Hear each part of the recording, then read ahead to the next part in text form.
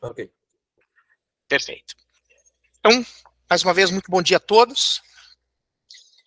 O objetivo deste evento é conversar um pouco sobre os desafios de transformação que o setor elétrico está passando em relação às mudanças regulatórias que vêm aí junto com a implementação do próprio PDI, né? Então, a gente não vai falar tanto sobre regulação, a gente vai falar um pouco mais sobre o desafio da inovação, né? Porque a entrada de uma letrinha I lá no próprio P&D, né, que com tantos anos a gente conviveu aqui com esse foco em P&D, né? Por que a entrada de um I, né, faz tanta diferença para o setor a partir de agora, né? Então, vamos falar sobre essa transição de um programa de P&D centrado em conformidade regulatória para um programa de inovação centrado em transformação. Como é que a empresa se conduz nesse trajeto, né, de um programa de inovação, né? Então, um rápido sumário do que a gente pretende abordar hoje, né? Vamos falar sobre os desafios e os dilemas do processo de inovação. Esse é um dilema presente em muitos setores, né, em todos os ambientes onde a gente tem a escalada da humanidade, né, da civilização, a gente tem os dilemas inerentes à inovação tecnológica, né? E o setor elétrico não tá alheio a isso, né? Vamos tentar ilustrar um pouco uma narrativa sobre os problemas que estão por trás dessas mudanças, né?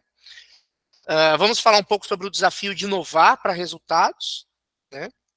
E trazer já algumas proposições, né, sobre caminhos e soluções para que as empresas sejam bem-sucedidas nesse processo de transição, né?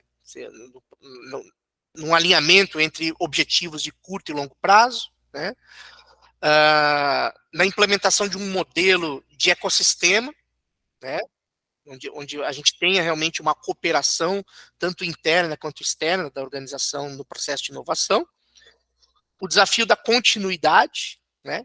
Isso aqui é um ponto-chave da mudança regulatória que eu quero trazer aqui um olhar sobre o aspecto da continuidade da aprendizagem como um processo de inovação e trazer aqui as nossas principais conclusões, né? Então, em 1997, né, o autor Clayton Christensen, né, apresentou esse livro, um livro consagrado no mercado de tecnologia, onde ele propõe o dilema da inovação, né? O que é esse dilema da inovação? Basicamente, ele trata sobre como grandes empresas elas fracassam em implementar inovação disruptiva, né? E ele traz um olhar, inclusive, mais perturbador sobre isso, porque muito das grandes iniciativas de disrupção no mercado, elas nascem dentro das grandes empresas que sucumbem à própria invenção, né? O caso mais emblemático disso, eu sei que já é bastante batido, mas é importante a gente... Ele traz algumas coisas interessantes porque a gente quer trazer aqui, é o caso da Kodak. Kodak é uma empresa que, no seu auge, ela foi um verdadeiro monopólio de mercado global, né? E todo mundo sabe que a tecnologia da imagem digital, né, da fotografia digital, ela nasceu nos laboratórios da Kodak, né? E a mesma tecnologia que nasceu nos laboratórios da Kodak foi enterrada, né, por N razões, tanto de maturidade tecnológica, a gente vai falar sobre isso ao longo da apresentação, né? Então, num primeiro momento, a tecnologia da imagem digital ela era uma tecnologia, se colocada lado a lado, né, com a tecnologia existente e predominante, que era dos filmes, né, era inferior. As imagens eram de qualidade inferior, a tecnologia ela não tinha ainda a robustez, né, para competir nesse mundo. Mas o que realmente matou, né, a Kodak nesse processo, porque ela não assumiu o protagonismo de disruptar, né, de dissolver o paradigma atual e de construir um novo paradigma. E ao fazer isso, né, ela foi atropelada por um mercado totalmente alheio, né, ao que ela estava navegando. Então, existem algumas lições importantes que a gente vai tentar explorar aqui, né? Primeiro, a questão da dicotomia entre visão de longo prazo e de curto prazo nas decisões de investimento. Né?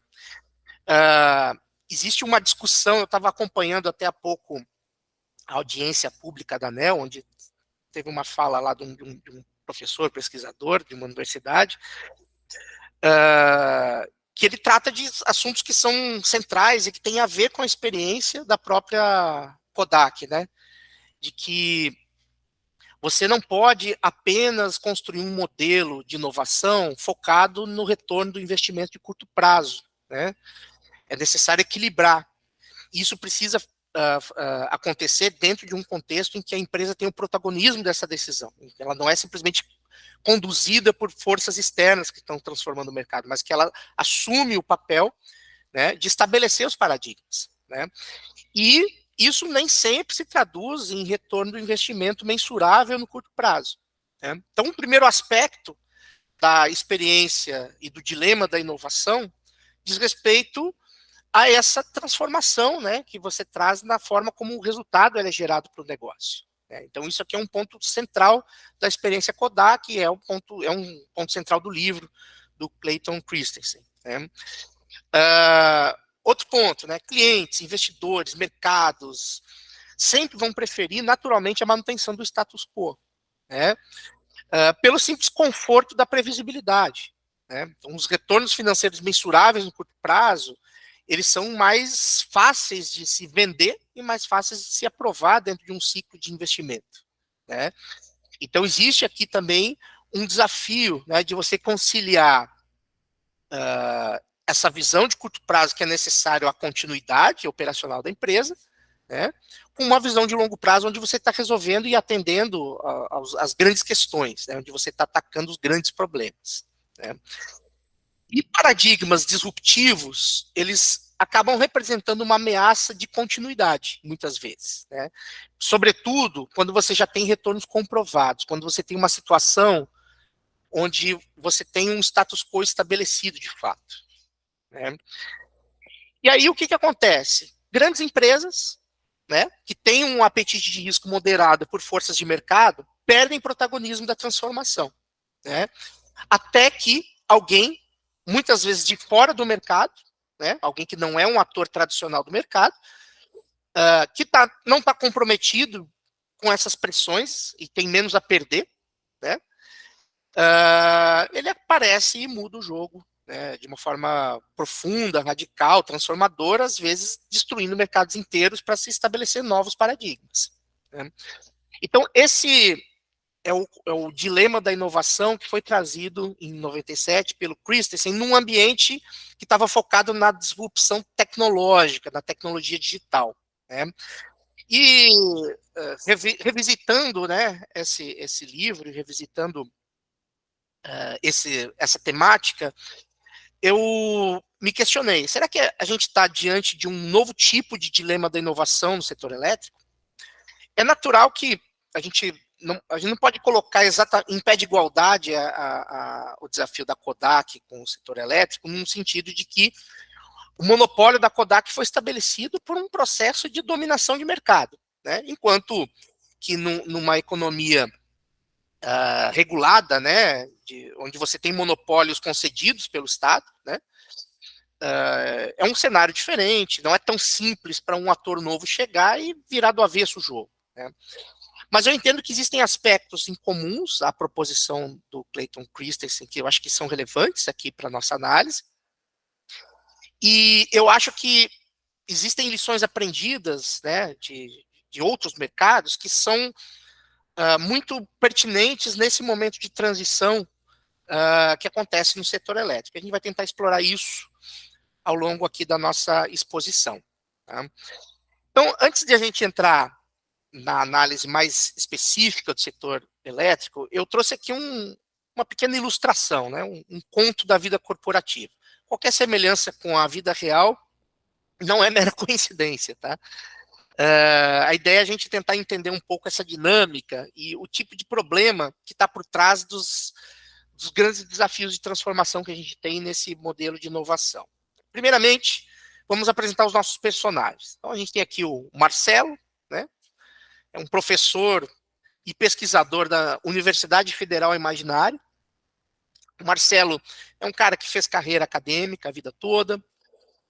Ele tem pós-doutorado em engenharia pela UFI, né? Desenvolveu sua tese em cima da temática de prevenção a fraudes, né? Então ele acabou nesse processo se aproximando do setor elétrico e acabou captando nos últimos anos, né, uma boa quantidade de recursos com um programa ProPID, né? A maior parte da verba foi aplicada em projetos de pesquisa básica, né? Então essa é a realidade do professor Marcelo, né? Outro personagem que nós temos aqui é o Jorge. O Jorge, ele é um gestor do programa de P&D da Fiat Lux Energia, né? A Fiat Lux Energia é uma distribuidora e transmissor, né?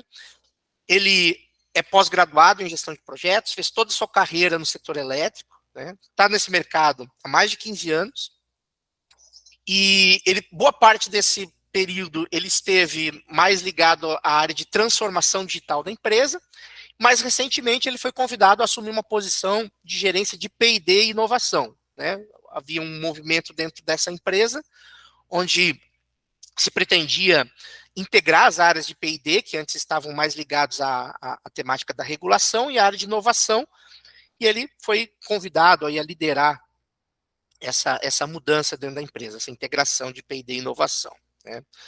Ainda já vislumbrando um movimento futuro de vigência, né, de entrada em vigor aí da nova regulação do próprio PDI. Outro ator aqui da nossa narrativa é a Silvia. A Silvia é a CEO de uma startup, a Illumine, é uma empresa de software, é uma empresa que foi fundada recentemente, né? Então ela abriu a empresa há 3 anos, ingressou numa incubadora de startups, e o negócio dela, como muitas startups, né, começou mais olhando para a tecnologia do que para o mercado, né? Nesse processo, ela desenvolveu um algoritmo muito promissor, onde ela aplica conceitos de aprendizagem de máquina, inteligência artificial, para mapear tendências em grandes volumes de dados. Ainda não sabe muito bem o que fazer com esse algoritmo dela, né? Mas é promissor, né? Ele já mostrou realmente que tem qualidades técnicas muito boas e que pode resolver uma grande gama de problemas com isso. Ela tem tido alguma dificuldade de posicionar a ideia dela no mercado, por causa da dificuldade de acessar grandes empresas, né? Empresas que podem se beneficiar e que têm massa crítica para se beneficiar do tipo de tecnologia dela, muitas vezes criam barreiras para que a empresa contrate ou aposte em tecnologias emergentes, né, como a que a Silvia desenvolveu com a empresa dela, né? E ela tem suas dificuldades também para capitalizar o investimento e aprimoramento dessa tecnologia, né? E a gente não pode esquecer do Matheus, o gerente operacional da Fiat Lux, né? O Matheus, ele tem amargado resultados ruins nos últimos 3 anos, porque eles têm enfrentado dificuldades por conta do furto de energia, né? Então a empresa dele tem lidado aí com uma situação onde ela tem enfrentado resultados ruins e ela não está conseguindo sair dessa situação, né? É um problema complexo, é um problema que não é apenas técnico, é um problema que tem implicações políticas, né, envolvidas, né? Ele está sendo pressionado pelo comitê executivo. A Fiat Lux é uma empresa administrada por uma multinacional, né? Mas ele tem esbarrado na lentidão da própria empresa em detectar essas fraudes a tempo de preveni-las e de solucioná-las, né? Então, a gente está vendo aqui, talvez algumas pessoas se identifiquem, eu já tenho visto alguma situação, né, de várias realidades que estão convivendo dentro de um contexto de desafios de inovação tecnológica e diferentes atores, né, que estão inseridos em contextos diversos, tá? A Fiat Lux, ela já investiu pelo menos 5 milhões apenas em pesquisa básica para tentar buscar respostas sobre a questão do furto de energia. Todos os projetos resultaram em artigos, relatórios, modelos de previsão, metodologias, né? Então, pelo menos do ponto de vista matemático, eles têm caminhos, né? Mas pouca coisa em relação às soluções práticas, né? O Jorge e o Marcelo, eles têm discutido a implementação de um novo projeto para que se aplique esse modelo de previsão que foi desenvolvido como fruto de um projeto já realizado, né, em dados dos últimos 5 anos, né, para que eles consigam encontrar padrões e possam estabelecer políticas e ações sobre isso. Esse novo estudo vai demandar mais R$ 1,5 milhão e também não tem muita clareza sobre como efetivamente eles chegam no resultado final, que é mitigar e reduzir o furto de energia. O que aconteceu nesse ínterim, né? A incubadora, onde a Illumine, que é a empresa da Silvia, né? Ela promoveu uma série de eventos e debates para apresentar para os incubados desafios de mercado, né? O Matheus, que é amigo do diretor da incubadora, numa iniciativa totalmente pessoal dele, nada nem institucional, ele foi convidado a falar um pouco sobre os desafios do setor elétrico, né? E a Silvia, ela, ao conhecer, né, as dores, os desafios que o Matheus apresentou na palestra dele, ela teve contato com essa problemática do furto de energia. E ela viu aí uma oportunidade, ela teve um insight, né? Será que o algoritmo dela poderia ajudar o Matheus a encontrar padrões que pudessem permitir que ele tivesse uma atuação mais preventiva nesses furtos, né? Então ela acabou na palestra tendo a oportunidade de trocar cartão de visita, apresentou posteriormente a startup dela ao Matheus e propôs a realização de uma prova de conceito, né? Com a promessa de resolver, ou pelo menos trazer um caminho para se identificar precocemente os furtos, para que ele possa retornar ali com ações, né? E ela propôs um investimento de menos de R$ 500 mil para fazer esse primeiro trabalho, né?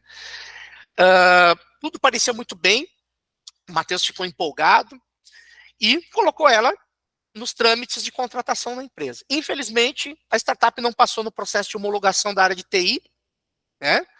O departamento de suprimentos recusou a homologação na empresa dela e ela não teve condições de dar continuidade à iniciativa.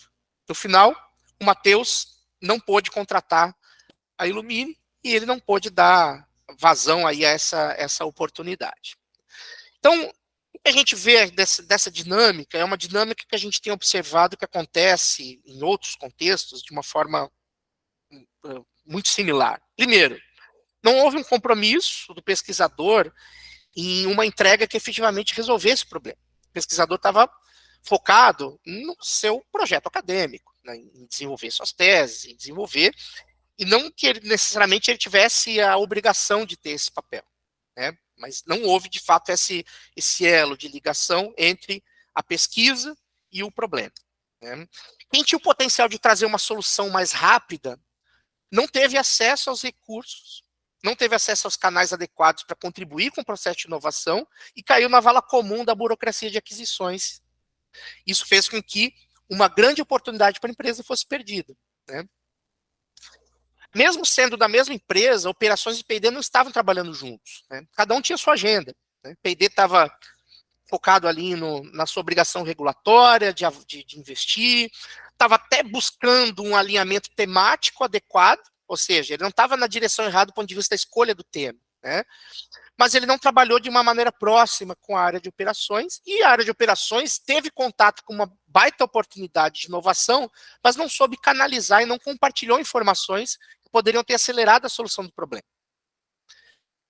Então, como essa história ela pode ser contada de uma maneira diferente, né? Então, podemos afirmar que nesse contexto, nessa ilustração, não existiu um processo de inovação em ação. Entendeu? Então, é dentro desse contexto, né, de que a inovação ela tem essa preocupação de conectar os problemas com as soluções, né? Simples assim, né? E quando a gente perde essa conexão entre a vida real, né, como a vida acontece, e o que a gente está fazendo para buscar esses caminhos, essas alternativas, a gente cria uma ruptura aqui nesse processo, nesse fluxo da inovação, né? Então, uma história totalmente diferente teria sido contada se o problema fosse tratado de maneira integrada, com um sentido de continuidade, ou seja, não é uma dicotomia entre contratar a Silvia e contratar o professor Marcelo. É fazer os dois trabalharem juntos. Com certeza, a pesquisa de anos do professor Marcelo, de maneira específica, no cenário de fraude, de furto, teria enriquecido e teria trazido para a Silvia insights valiosos para que ela pudesse especializar a solução dela. Ao mesmo tempo, ela poderia trazer um benefício para o Marcelo de ter uma experiência de aplicação prática de toda a tese que ele desenvolveu ao longo dos anos, né? Isso se perdeu, né? Na falta de uma conexão, né? Uma falta de um processo de transferência de conhecimento, que a gente vai falar mais à frente, né? Então, dentro daquela ideia da prontidão tecnológica, ela estava cedo demais chegando nos TRLs mais altos, porque faltava o embasamento, faltava a pesquisa básica, ela tinha a tecnologia que poderia habilitar essa transição, enquanto o Marcelo se situava ali nos TRLs 1, 2, 3, 4, sempre num estágio muito experimental, né, e muito teórico e experimental, né, ainda não tão aplicado, né. Se P&D trabalhasse em colaboração estreita com a operação no processo de inovação, né, a gente teria tido a oportunidade de que o nosso protagonista ali, o gestor do P&D, ele tivesse feito esse papel de conectar, né, conectar a Silvia com o Marcelo. Ele poderia ter feito esse papel, né. Quando a área de operação viu uma oportunidade de inovação, em vez de ele jogar para a vala comum, ele deveria ter buscado a parceria de P&D para trabalhar em conjunto na busca de uma solução, né.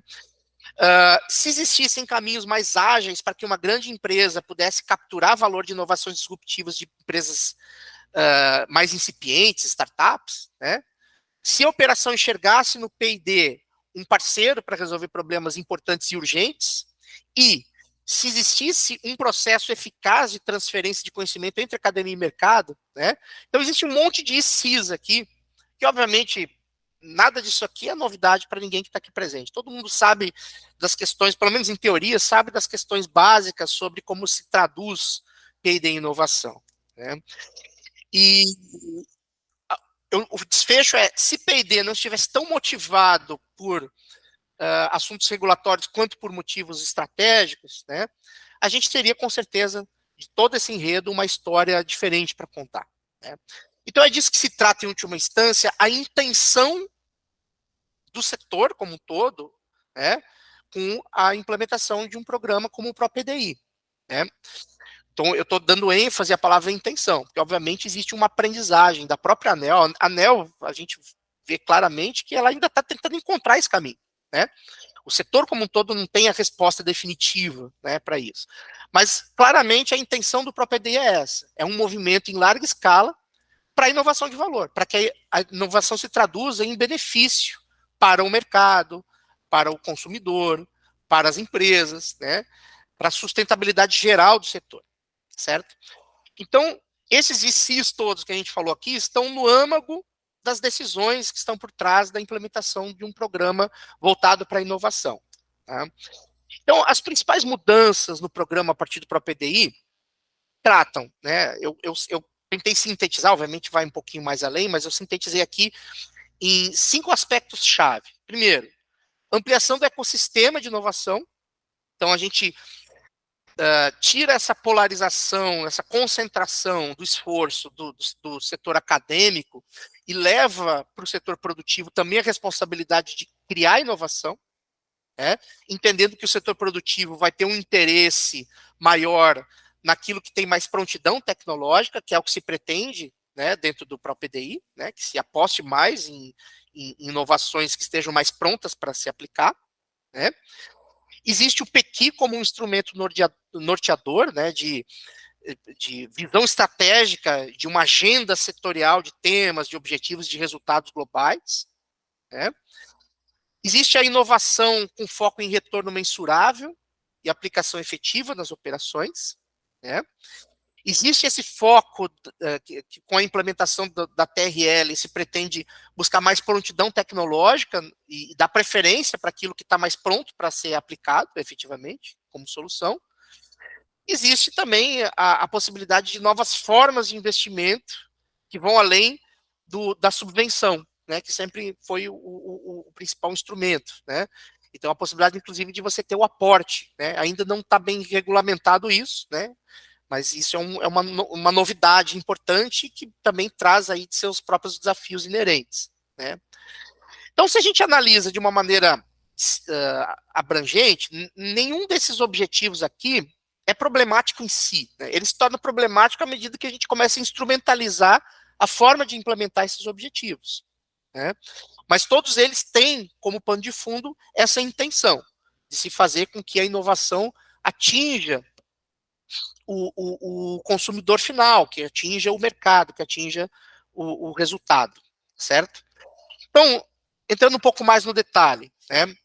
Ampliação do ecossistema de inovação. Os mecanismos tradicionais de prospecção, eles não são adequados a esse cenário em que a gente tem startups, scale-ups, né? Existe a possibilidade a médio prazo de um aumento imprevisível e potencialmente exponencial do número de atores desse ecossistema. Então, o primeiro desafio é, a empresa está acostumada a trabalhar sempre com os mesmos parceiros há muitos anos. Boa parte das empresas do mercado já tem parcerias muito sólidas com determinadas universidades, determinados centros de pesquisa. E se você olhar a quantidade de atores que está atendendo a esse ecossistema de inovação nos moldes do próprio P&D, né, é muito mais fácil administrar a demanda também, né, e as oportunidades, né? A velocidade, naturalmente, é muito mais lenta, né? Com a entrada de startups, de scale-ups, do setor produtivo, não se pode nem sequer prever o aumento do número de atores e a complexidade que isso traz para as relações. Vai ser importante encontrar um caminho para conectar oferta e demanda, né, num ambiente com muitos atores, né, e com muitos atores que não estão inseridos numa relação já estabelecida, como é o caso das universidades, dos centros de inovação, né. Outro desafio, né, o PEQI. O PEQI traz a ideia de que o valor do investimento, da inovação, ele é estabelecido pelo portfólio, não mais pelos projetos individualmente. A ideia de que você tem objetivos norteadores, você tem resultados que têm que ser alcançados, né? Resultados não só financeiros, né? Mas resultados em vários aspectos, né? Que tem que ser alcançados, né? Então, a inserção de um plano estratégico setorial traz uma complexidade adicional. Primeiro, se a gente está falando de empresas que já tem o seu plano estratégico, já tem a sua própria agenda de inovação, né, você passa a ter que conciliar e harmonizar objetivos locais com diretrizes setoriais, né? Se estamos falando de empresas multinacionais que têm programas de inovação globais, isso é ainda mais complicado, entendeu? Então, esse é um outro desafio inerente à regulação do próprio PDI, né? A inovação com foco em retorno mensurável, né? Existe ali, inclusive, tentando se estabelecer um patamar percentual de retorno de investimento, né? A imposição de que os projetos de inovação se traduzam sempre em retorno financeiro, ou que minimamente que o portfólio como um todo traga retorno, né? Pode inibir um portfólio mais disruptivo. Aí a gente volta para o dilema de inovação da Kodak, né? Quando você fala de inovação com retorno financeiro, nem sempre o caminho mais disruptivo é o que vai te trazer mais previsibilidade em relação ao retorno financeiro, né? E você pode deixar de lado linhas de pesquisa com TRLs mais iniciais, mas que têm um grande potencial de captura de valor a longo prazo, né? Então, esse é um outro desafio que vai requerer, né, das empresas, né, uma postura equilibrada na formação do seu portfólio. É um desafio importante, né? Projetos com mais prontidão tecnológica vão ter preferência na aplicação dos recursos. Isso é potencialmente perigoso também num cenário de disrupção, né? Então, nem sempre a tecnologia mais disponível é a que efetivamente soluciona o problema. Mas, ao mesmo tempo, não ter um senso de continuidade para as pesquisas básicas, para que elas se tornem tecnologias aplicáveis na vida real, também é problemático, né? E existe um outro desafio também importante, que é muito mais abundante, né, dentro de um cenário de inovação em energia, você encontrar iniciativas que estão mais no início e no meio da escala do TRL, né? Vai ser muito difícil você conseguir cumprir as metas mínimas, apesar de que já, obviamente, todas as discussões que estão atrasando inclusive a implementação do próprio EDI, elas são também sobre a velocidade, sobre a intensidade que você vai aplicar isso, mas de qualquer forma é um desafio inerente. Né? Você pode diminuir, mexer na régua, né? Mas a régua continua estabelecida em cima dos mesmos parâmetros. Né? Isso pode afetar o cumprimento de metas, pode afetar, né, a aplicação do orçamento. Né? Então vai ser necessário anos até que o setor produtivo e o meio acadêmico se equalizem à demanda desses novos moldes. Né? E, por fim, né, esse aqui é um desafio que eu acho potencialmente também desafiador, né, é sobre as novas modalidades de investimento. Né? Então, você ter ali a necessidade de, eventualmente, não só por meio de subvenções, mas de aporte, acordos comerciais que têm que ser estabelecidos. Então, existe uma linha tênue entre financiar a inovação para resolver um problema e, daqui a pouco, você inserir a empresa num eventual desvio de finalidade. Né? Será que a empresa tem interesse de atuar no mercado de software e da manutenção da evolução de uma plataforma que está sendo desenvolvida? Né? Faz sentido isso para a empresa, ela entrar? E qual é o nível que ela vai entrar, né, de envolvimento? Qual é a ingerência que ela tem sobre a evolução dessas startups? Tudo isso está muito nebuloso. Tá? Não se tem muita clareza em relação a isso. Então, são todos os desafios que a gente procurou mostrar aqui que são inerentes a bons objetivos. Então, todos esses objetivos gerais do que o próprio EDI traz, inerentes à sua nova formatação, trazem também esses desafios de ajuste, né, que vão ocorrer aí nos próximos anos, com certeza, inúmeras revisões até que se encontre um modelo equilibrado. Né. Se em todos esses desafios, né, que a gente está vendo aqui, já existem essas dificuldades, né, num contexto em que se lançou o programa, né, com poucas regulamentações, a gente ainda tem mais perguntas do que respostas. Né? Então, esse é o contexto que nós estamos hoje. Né? O que eu estou convidando todos aqui é a gente talvez encarar isso de uma maneira positiva e construtiva. Né? Então, a gente olhar para o lado meio cheio do copo. Né? Então, vamos voltar à questão primordial desse webinar. Como que a gente inova para resultados sem cair na armadilha do dilema do inovador? Né? O próprio EDI abre precedentes para que a gente caia nas armadilhas do dilema do inovador. Então, como é que a gente foge disso e como é que a gente implementa um modelo de inovação que comporte a disrupção, que atenda à regulação, né, e que tenha esse compromisso com resolver os problemas da vida real? Então, a resposta que vai ser apresentada aqui, ela se divide em 3 partes, né, sobre a reconciliação entre curto e longo prazo, a multilateralidade e parceria e a continuidade e aprendizagem. Então, começando pela questão do curto prazo. Tem uma frase aqui: quem planeja curto prazo deve cultivar cereais, a médio prazo deve plantar árvores e a longo prazo educar homens. Quanto, né? Mas aqui às vezes a gente pensa o seguinte: os homens não precisam de comida e sombra, então a gente não está falando de um trade-off aqui, né? A gente não pode ler essa frase aqui imaginando que existe um trade-off entre curto prazo, médio prazo e longo prazo. Né? O que essa frase está falando é que a gente precisa pensar no curto, no médio e no longo prazo.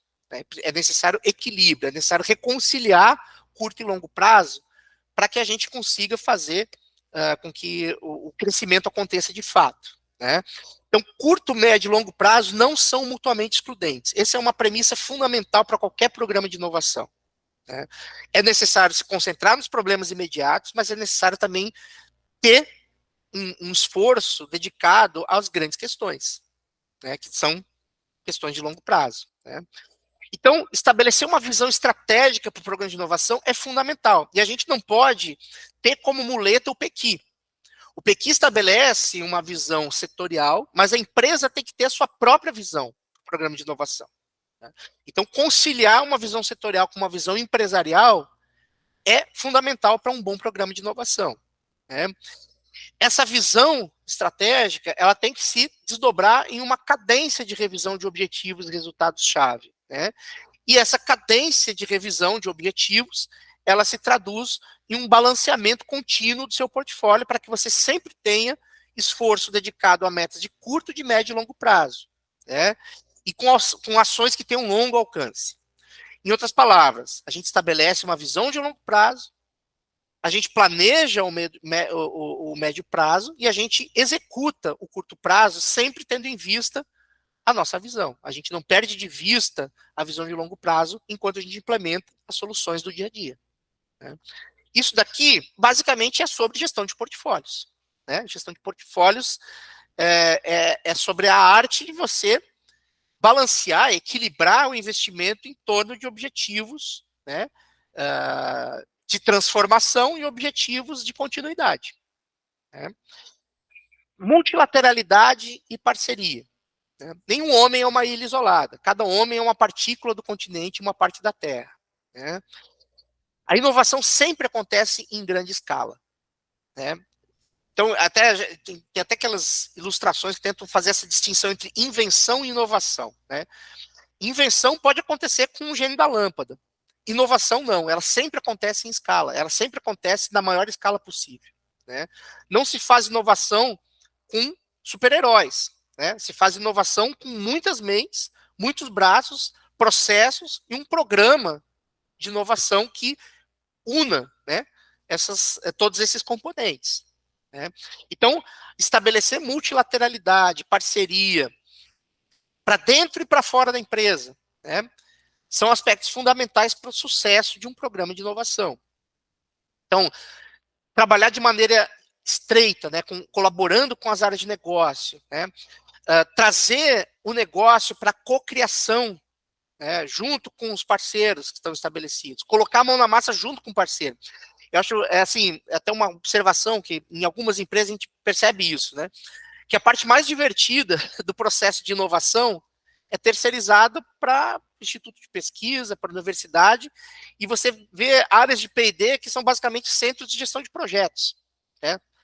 Então, o processo de cocriação, ele está totalmente terceirizado, e quem tem a dor, que pode mais contribuir, está alheio ao processo de inovação, né? Concentrar conhecimento, né, ou seja, tornar a área de P&D um centro de gravidade para as empresas, né, é muito importante. E só se faz isso estabelecendo parcerias, né, estabelecendo parcerias com o mercado, com o meio acadêmico, com o setor produtivo, com as áreas internas da empresa, né. Então, criar esse centro de gravidade, né, em torno do programa de inovação da empresa, né. Conectar o conhecimento. Imagina, naquele cenário, na historinha que nós contamos, se o gestor do P&D ele tivesse essa parceria estreita com a área lá do Matheus, né, que era o cara que carregava a dor, né, e ele tivesse com o radar dele antenado. O Matheus chegou, cara, conhecia uma tecnologia promissora, ele pegava pela mão lá a Silvia, levava, colocava em contato com o professor Marcelo, daqui a pouco você tinha os dois colaborando, né. Então, a área de inovação tem esse papel de ser um conector do conhecimento, né? Não é a universidade que vai sair, tomar a iniciativa de catar as startups e estabelecer parcerias. Essa parceria vai ser forjada pelas necessidades da empresa de energia, né? Ela vai pegar as árvores isoladas e vai formar uma floresta densa, rica, né? Onde se conecta o setor produtivo, o setor acadêmico, e se extrai o melhor dos dois, o conhecimento e a aplicação, né? O terceiro aspecto é sobre continuidade e aprendizagem, né? Aquela famosa frase do Isaac Newton: se eu vi mais longe foi porque estava sobre ombros de gigantes. E a gente, às vezes, perde esse senso de continuidade quando a gente está implementando os nossos programas de pesquisa e desenvolvimento. Inovação disruptiva, ela é uma corrida de revezamento, né? Cada projeto, cada passo na trilha, né, ela prepara o caminho para um próximo salto, né? Então, quem tem a responsabilidade por dar um senso de continuidade, né, de uma forma intencional, a esse processo de inovação contínua, né? Se a gente não tem esse senso de continuidade, daqui a pouco a gente está saltando parado no mesmo lugar, né? Então, isso daqui é um ponto importante, né? Num bom programa de inovação, nenhum projeto é mal sucedido, porque todo projeto é uma oportunidade de se aprender algo novo que vai preparar para um próximo passo melhor, né? Então, estabelecer uma abordagem horizontal. Você tem lá seus grandes temas, né, os temas mais complexos, eles são estruturados na forma de programas integrados, né? Você não pensa o tema apenas como uma linha do formulário proposição de um projeto. Você pensa o tema como um programa que tem os seus próprios indicadores, suas próprias métricas, seus próprios desafios e que demanda uma gestão integrada, né?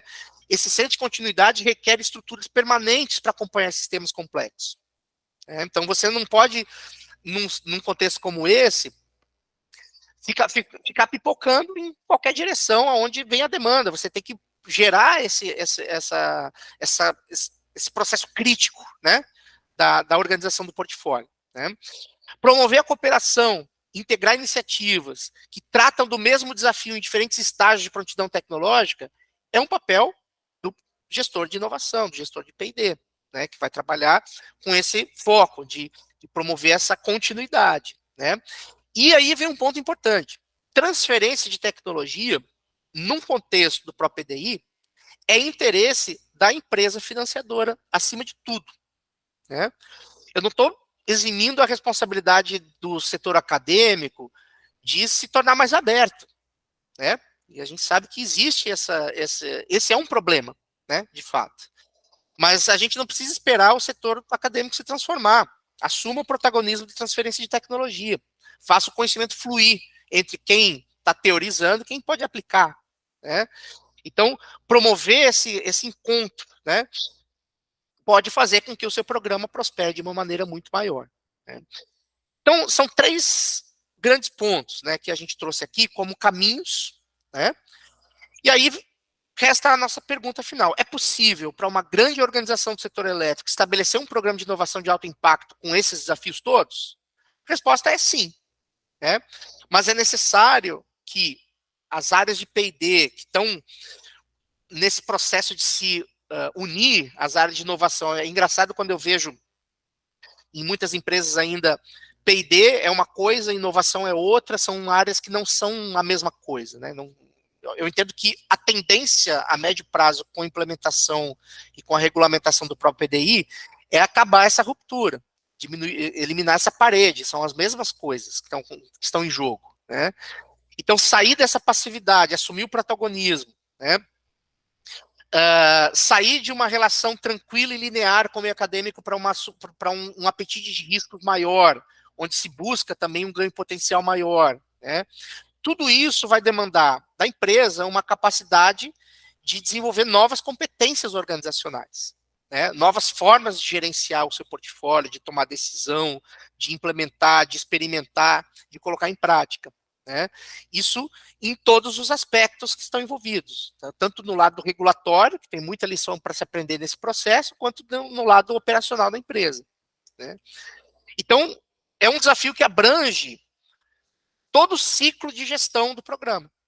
As pessoas vão precisar de capacitação, vai ter um processo de aprendizagem, de aculturamento. Os modelos de gestão vão se transformar nesse processo, né? Os ecossistemas vão se construir, se estabelecer, né? Esse é um processo orgânico, então, apesar da empresa ela ter um papel importante nesse ecossistema de fomento, de aceleração, ele vai se estabelecer além do controle da empresa, né? Então é uma economia de mercado, as empresas elas vão se atrair pelas oportunidades, né? Vai requerer um processo de cocriação, então vai ter que colocar mais mão na massa, né? Não dá para fazer inovação sem sujar as mãos, ou só passando a verba para a universidade. Então a área de P&D vai ter que estar mais próxima no processo de internalização dos produtos, né? E a tecnologia vai ter que dar suporte a isso, ferramentas, metodologias, modelos de gestão, né, ambientes e plataformas de inovação aberta, tudo isso faz parte do desafio, né? Então, a mensagem final aqui para todos, antes de a gente entrar nos tópicos de perguntas, a JX Experts é uma empresa de tecnologia e consultoria, a gente está no mercado aí há mais de 20 anos, ajudando outros setores, não só o setor de energia, a transformarem seus modelos de inovação, seus modelos de gestão, né? E a gente está aqui preparado para ajudar a encontrar essas respostas, a ajudar a organização a atravessar essa fase, né? Então fica aqui o convite para que você conheça a nossa empresa, converse com a nossa equipe, entre em contato, sem compromisso, para a gente conversar um pouco sobre os desafios aí de cada um nesses processos de mudança que o mercado está enfrentando, tá? Antes de acabar, e a gente entrar na parte de perguntas, né? Um anúncio aqui que eu queria compartilhar com todos. A nossa plataforma E3P, que é uma plataforma de software focada na integração do ciclo de inovação, da ideia ao produto, né? A gente está com um novo site, né? Então eu quero convidar todos aí que depois da apresentação aqui do webinar, acesse o site, visite, conheça as nossas soluções, conheça os nossos produtos. Estamos lançando hoje, em primeira mão, vocês estão sabendo antes da equipe J Experts, né? Estamos lançando aqui oficialmente para o mercado o nosso novo site. Então, serão todos bem-vindos aí a conhecer o nosso produto, nossos serviços, nossas soluções, né? E de visitar aí o nosso site. Ficaremos felizes aí com a presença de vocês. Então, é isso. E aí eu abro aqui espaço para que a gente possa conversar um pouco, né? Quem tiver alguma questão, quem